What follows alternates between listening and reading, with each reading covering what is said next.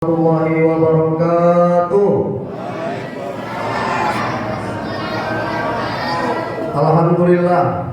Alhamdulillahilladzi hadana li hadza wa ma kunna linahtadiya laula an hadanallah.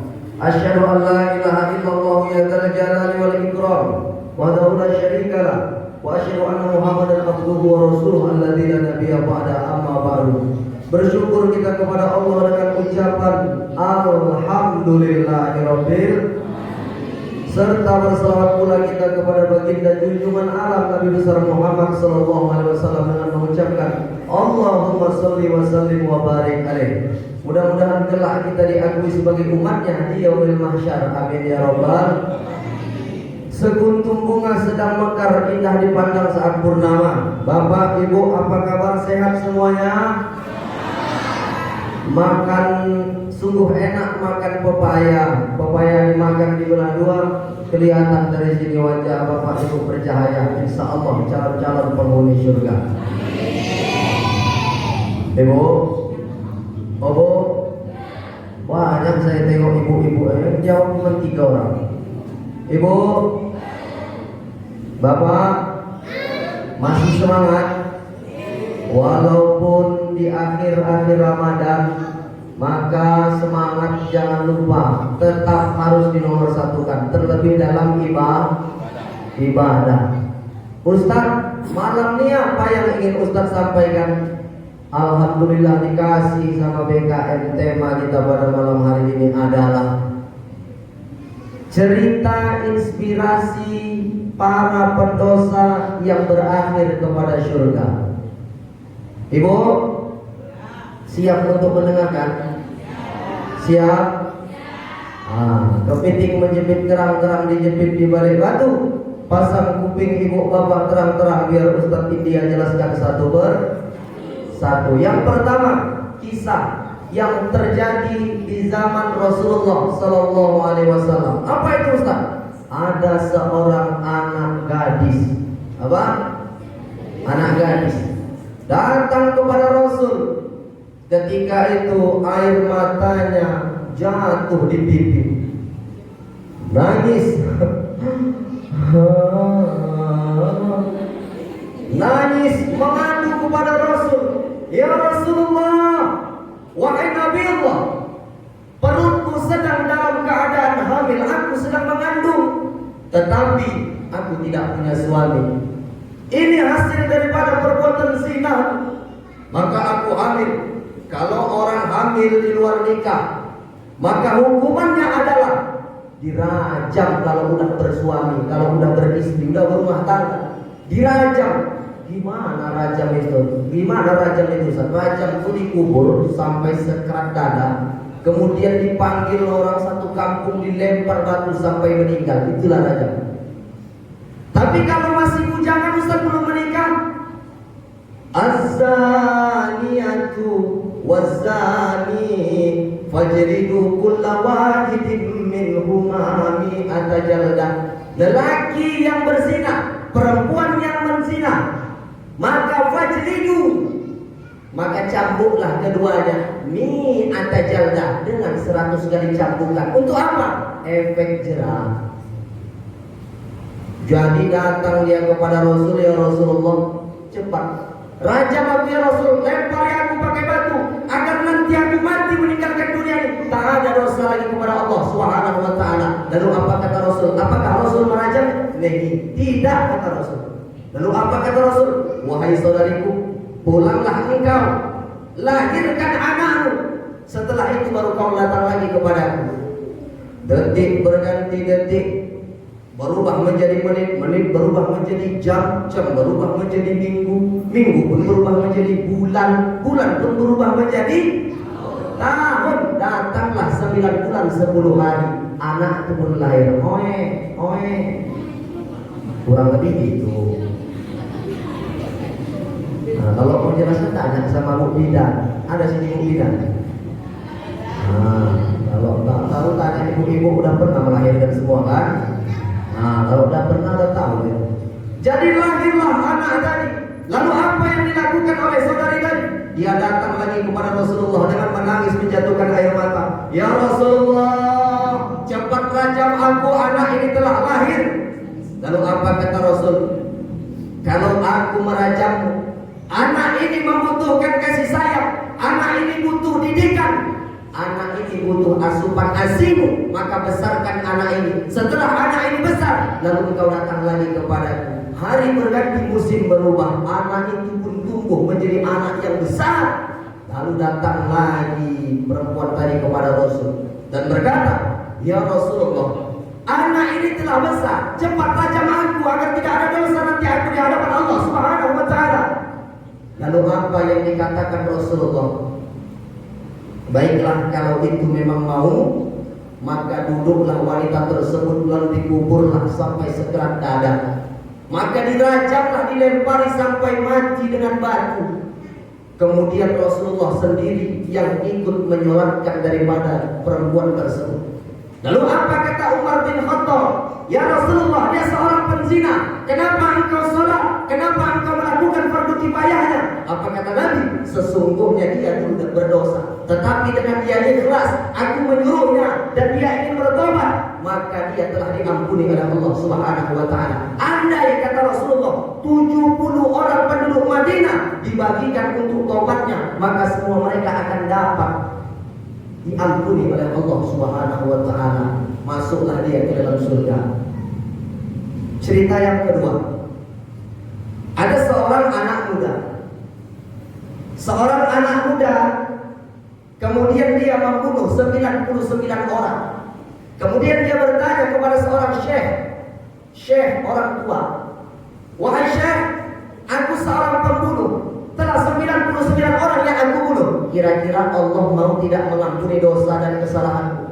Lalu apa kata syekh tersebut? Tidak akan mungkin. Allah tidak akan mungkin mengampunkan dosamu. Dosamu terlampau besar. Kau seorang pembunuh, kau seorang pendosa.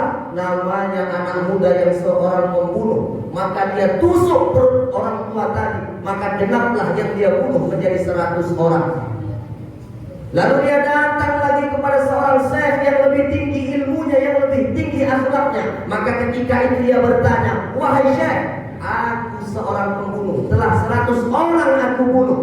Kira-kira Allah Tuhan mau tidak mengampuni dosa dan kesalahanku? Apa kata syekh? Walaupun dosamu banyak anak muda, walaupun kesalahanmu besar anak muda, walaupun dosamu seperti buih di tengah laut banyak, tetapi ampunan Allah, maaf Allah, jauh lebih besar daripada kesalahan dan dosa. Maka kata saya tersebut, wahai anak muda, pergilah engkau kepada kampung tersebut, bergabunglah engkau kepada orang-orang soleh. Engkau sebenarnya orang baik, cuma engkau didekatkan kepada orang-orang yang tak baik, maka ini mempengaruhi daripada watak dan perbuatanmu. Maka bergabunglah.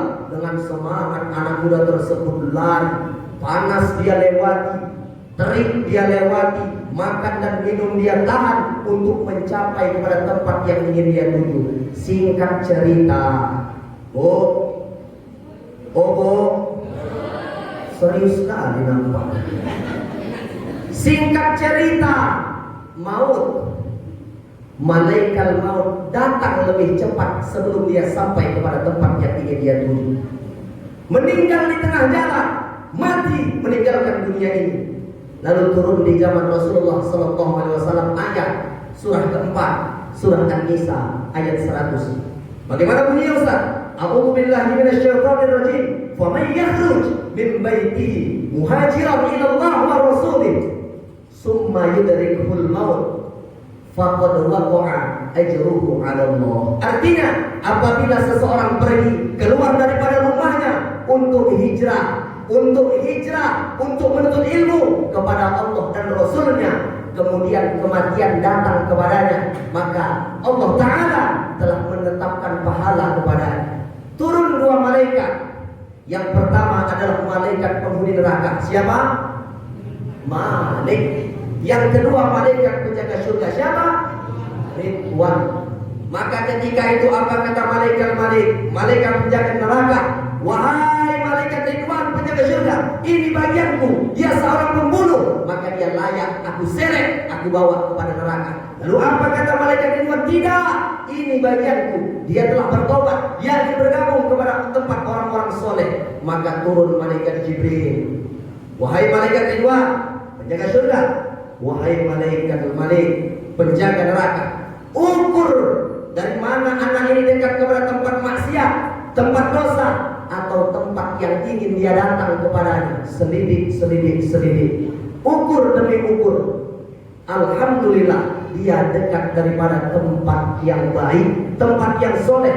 Maka kabar dari langit turun, dakhalal jannah, masuk dia ke dalam surga. Padahal dia seorang pembunuh. Cerita yang ketiga. Di zaman Rasulullah SAW ada seorang anak muda. Tugasnya, pekerjaannya tukang gali kubur. Kemudian dia sering menguburkan orang. Meninggallah wanita dari kaum Ansor, cantik luar biasa. Kalau begitu berarti cantik itu, karena panjang dia 2 tahunan. Cantik. Kemudian dia kuburkan siang. Karena cantik luar biasa wanita dari kaum Ansor, malam dia bongkar kuburannya. Dengan izin Allah bercakap, aku menghadap Allah telah dimandikan, aku telah disucikan, aku telah dibersihkan. Kenapa engkau mengotoriku? Maka dengan itu ketakutan orang tadi, anak muda tadi, terperanjat dia daripada tempat makam tadi, keluar dan mengadukan kesalnya, mengadukan kemarahannya, mengadukan penyesalannya kepada siapa? Baginda Rasulullah SAW. Ketika itu dia menangis di depan Umar ibn Khattab. Kemudian Rasulullah dari rumahnya mendengar ada seorang anak muda. Kenapa menangis? Lalu Rasul menyuruh Umar, masuk. Suruh masuk maksudnya, masuk. Bahasa kita kamera. Masuk. Disuruh masuk, begitu duduk, ceritakan anak muda. Disuruh cerita malah menangis, tak mau dia cerita. Akhirnya Rasulullah menyuruh ceritakan anak muda, apa sebenarnya yang terjadi kepadamu? Kemudian setelah itu terbukalah hatinya, ya Rasulullah, aku ini seorang pendosa. Apa dosamu? Dosaku besar. Apa dosamu? Kemudian dia dengan nada yang pelan mengatakan dosanya, ya Rasulullah, aku tukang gali kubur. Siang aku kuburkan jenazah, perempuan itu cantik, malam aku bongkar kuburannya, maka aku tiduri dia. Maka inilah dosaku yang sangat besar. Aku malu, aku hina menceritakan kepadamu. Lalu apa yang Nabi lakukan? Nabi memalingkan wajahnya, merah wajah Nabi. Lalu anak muda tersebut, pergi engkau anak muda, engkau laki-laki pendosa, pergilah engkau dari hadapanku. Maka anak muda tersebut pergi, tidak tahu arah dan tujuan. Kesana kemari, dia tak makan, dia tak minum. Lalu Rasulullah ditegur oleh malaikat utusan Allah Subhanahu wa taala, Jibril. Apa kata malaikat Jibril? Duhai Muhammad, Allah Subhanahu wa taala menyampaikan salam kepadamu. Kenapa? Engkaukah yang memberi makan kepada makhluk? Engkaukah yang memaafkan makhluk? Engkaukah yang menciptakan makhluk? Maka tersadarlah Rasulullah SAW bahwa Rasulullah diutus untuk menyampaikan agama, untuk menyempurnakan akhlak. Maka dipanggil oleh Umar atas dasar perintah dari Rasulullah SAW. Bawa dia ke sini, bawa dia kemari untuk datang agar dibimbing oleh Rasulullah SAW. Ketika itu dia datang, Rasul sedang menjadi sholat, Rasul sedang menjadi imam sholat maghrib. Yang dibaca oleh Rasul adalah ayat At-Takasur. Apa bu? Ketika sampai ayat Alhaakumut takatsur hatta zurtumul maqabir, maka ketika sampai ayat itu, anak muda tersebut sampai daripada tempat Rasulullah sholat, dan pada kalimat hatta zurtumul maqabir, maka lenyap ruhnya, berpisah dari jasad, meninggal anak muda tersebut. Tapi dia sebelum datang, dia sudah ingin bertobat dan dia bermohon kepada Allah Subhanahu. Apa yang bisa kita ambil dari 3 cerita ini? Pertama, kita bukan seorang penzina. Kedua, kita bukan seorang pembunuh. Ketiga, kita bukan seorang yang hina, melakukan kepada mayit, membuat mayit menjadi hina. Kita bukan semua itu. Hari ini kita berkumpul melaksanakan sholat tarawih. Sebelumnya kita sholat isya. Sebelumnya kita bertatap muka, bersalaman, senyum, ibadah. Dosa yang besar pun Allah ampunkan. Manusia tidak ada yang pernah luput dari salah, lupa, dosa. Semua kita berdosa. Tapi ingat, apa kata Nabi? Kullu bani Adam khata. Setiap anak Adam itu punya kesalahan, cacat buruk. Wa khairu khata'ina at-tawwabun. Sebaik-baik orang yang salah, ingat, adalah orang yang senantiasa ingin bertobat kembali kepada Allah Subhanahu. Orang yang meminta maaf baik.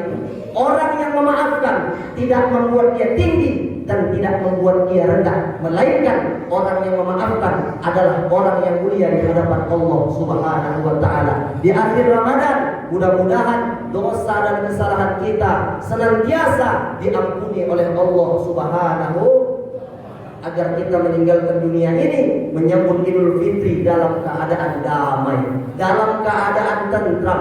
Masalah besar bisa dikecilkan. Kenapa masalah kecil tidak bisa dihilangkan? Hidup adalah putaran, hidup adalah giliran. Laksana kita hidup di sebuah terminal. Terminal itu hanya tempat singgahan. Terminal adalah tempat berhenti. Seindah, semegah apapun di sebuah terminal, ada ibu yang mau tinggal lama di terminal, maka kita akan pulang kepada tempat asal kita, asal nenek moyang kita, Adam dan Hawa, yaitu kembali kepada surga. Tergantung amal dan ibadah. Tak usah banyak-banyak. Insya Allah ibu, apa yang disampaikan dapat bisa kita amalkan, dan insya Allah kita akan berjumpa lagi pada acara dan gelombang yang sama di siaran TPI. Makin asik aja. Akhirul kalam, ila liqa ma'assalamah. Pusaka terbit bulan purnama, namun bintang tak muncul jua. Di lain waktu kita berjumpa, semoga Allah meridhoi kita. Assalamualaikum warahmatullahi wabarakatuh.